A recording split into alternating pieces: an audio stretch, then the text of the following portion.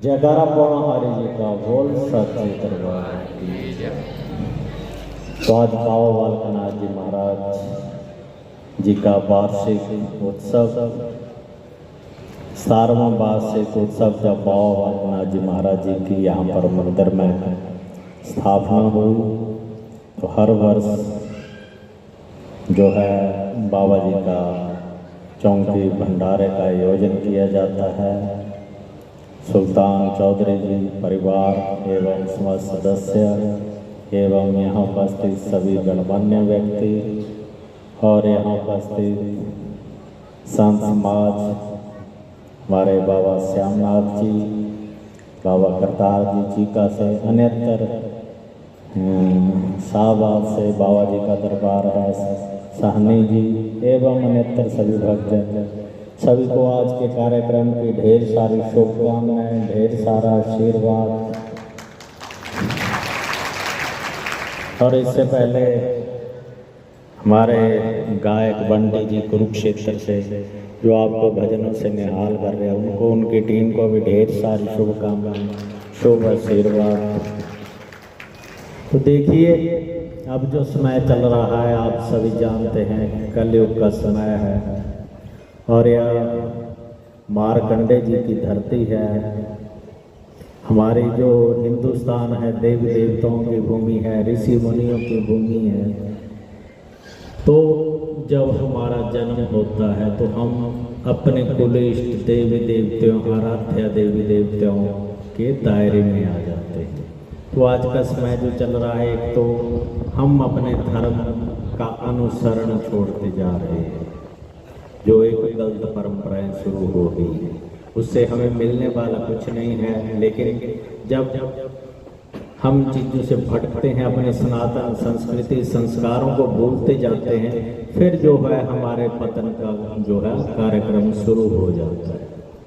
उससे क्या होता है कि बाद में भटकाव में रहता है।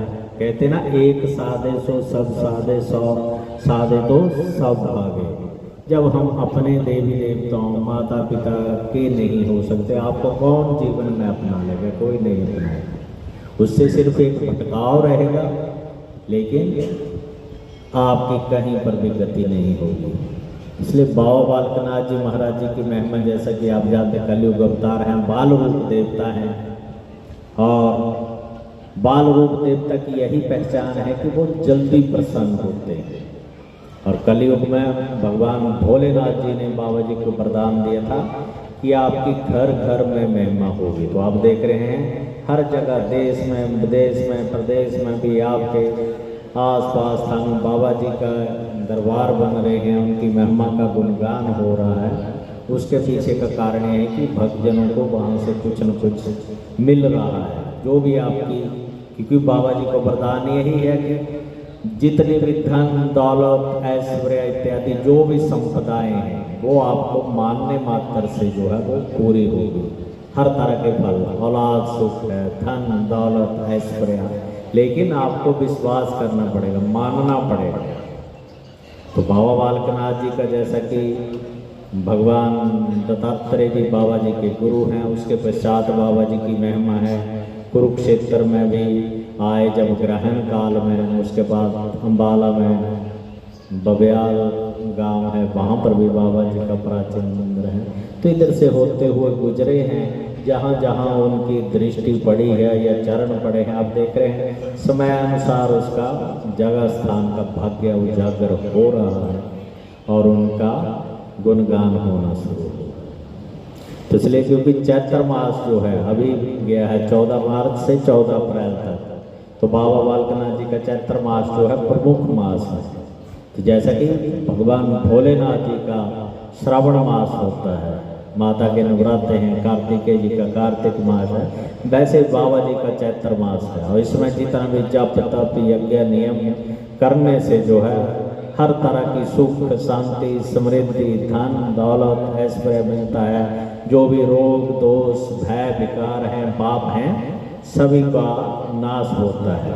तो चैत्र मास में बाबा जी का दरबार 24 घंटे खुला रहे, तो लाखों लोग जो है इस दौरान बाबा जी के समूहों में बाबा जी के दर्शन करने आते हैं। फिर अपनी जो भी पूजा पाठ अपना नित्यनेम करके दर्शन करके फिर घर वापस आते थे। तो 1 महीना चला। तो आप अभी बाबा जी को मानें, करें, उनका अनुसरण करें, उनकी अखंड धुने की जो विभूति है उसको मस्तिष्क में लगाने मात्र से, खाने मात्र से विभिन्न रोगों का नाश होता है, दोषों का नाश होता है, भाग्य उजागर होता है। लेकिन सबसे जरूरी इसमें यही है कि आपको मानना पड़ेगा और विश्वास रखना होगा। जो आप अखंड विश्वास श्रद्धा से मानते हैं, मांगते हैं, तो सब फलीभूत हो रहा है।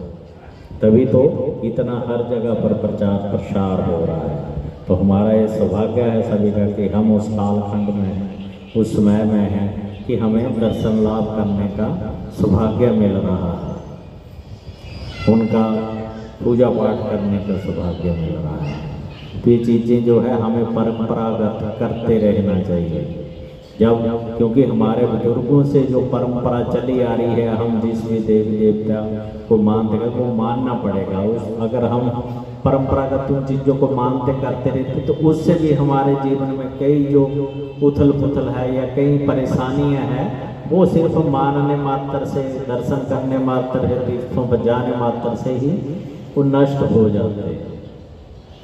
बाकी आपके बच्चे हैं, बच्चों को अच्छी संस्कृति दे, अच्छे संस्कार दे, अच्छी शिक्षा दें, क्योंकि यही आपकी पूंजी है। लेकिन बच्चों को अगर अच्छे संस्कार मिलेंगे, नशे से दूर रहेंगे, अन्यत्र जो बाह्य संस्कृति है उससे हम बचे रहेंगे, तो आपका जीवन सफल होगा, आपकी औलाद अच्छी होगी, अच्छे इंसान बनेंगे, अच्छी संस्कृति में रहेंगे, अच्छे संस्कारों में रहेंगे, तो जो है आपके परिवार का नाम रोशन होगा, कुल वृद्धि होगी, वो तभी होगी। लेकिन अगर हम क्यों बच्चों के ऊपर सीधा प्रभाव जो है घर परिवार का पड़ता है, आसपास का जो दायरा है उसका पड़ता है, कि जो घर में माहौल है बच्चे उसको जल्दी अपना लेते हैं। तो घर में धूप दीप नैवेद्य इत्यादि करें।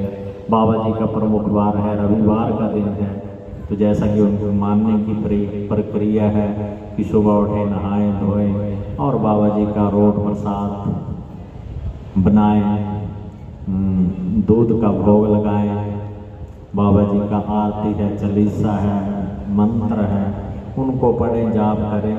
तो घरों में जितनी भी परेशानियां हैं, जैसा कि हमें धूप दी पूजा पाठ करने मात्र से जो है विभिन्न तरह के नकारात्मक जो ऊर्जा घरों में हमारे भरी हुई है, वैसे ही हर कोई डिप्रेशन में है, कोई परेशानी है, बच्चे भी परेशान हैं, बड़े भी बूढ़े भी। तो उसका कारण क्या है कि घर में नकारात्मकता बढ़ गई है, कि आलस्य हमारे में बढ़ गई, क्योंकि ना हमारा सोने का टाइम सही है, ना खाने का है, ना उठने का है। उसके कारण जो है सारा माहौल जो है परिवर्तित हो गया। इंसान है तो इंसान की एक दिनचर्या होती है नियम पूर्वक, क्योंकि पशु पक्षी भी, जानवर भी जो हैं वो भी शाम होते अपने घोंसलों में चले जाते हैं और सुबह 4 बजे उठकर 5 बजे के बाद वो भी अपनी हलचल पैदा कर देते हैं, अपने लक्ष्य पर लग जाते हैं, चाहे खाने के लिए, दाने के लिए, आना जाना। लेकिन उनका भी नियम है। लेकिन हमने वो जो नियम छोड़ दिए हैं और हम जैसे जैसे प्रकृति से दूर होते जा रहे हैं, वैसे ही हमारे रोग जो है बढ़ते जाते हैं, परेशानियां बढ़ रही है।